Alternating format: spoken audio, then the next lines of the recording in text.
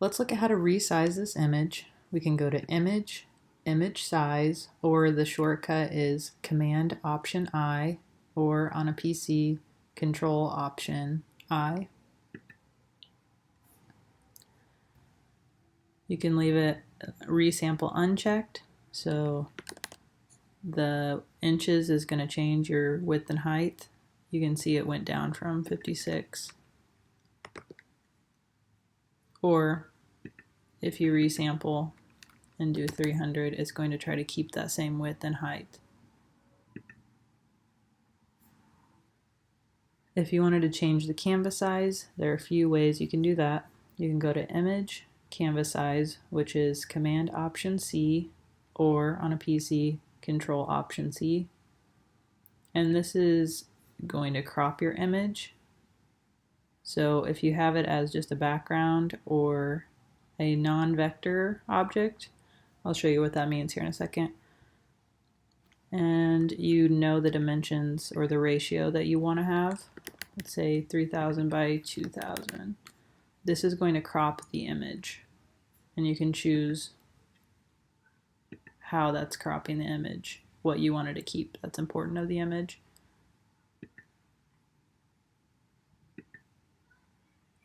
So now we've got a different frame size. I'm going to undo, Control Z or Command Z. Now if I double click on the layer, click OK, right click and do Convert to Smart Object. If we do a canvas resize,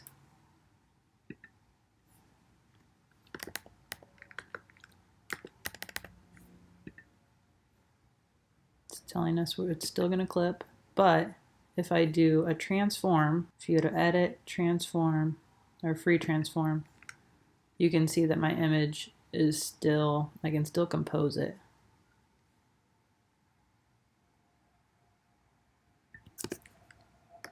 Now if we wanted to crop this, since we still have it as a vector object, we can still manually, you can choose a ratio up here, and it'll start showing you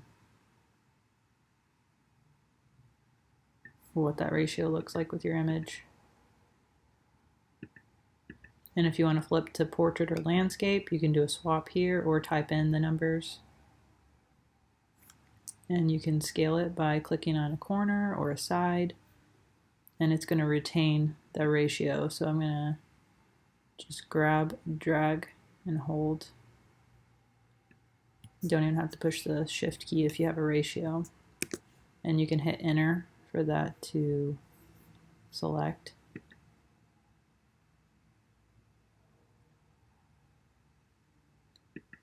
So if I do a transform again, Command T, you can see I still have all of my image to work with.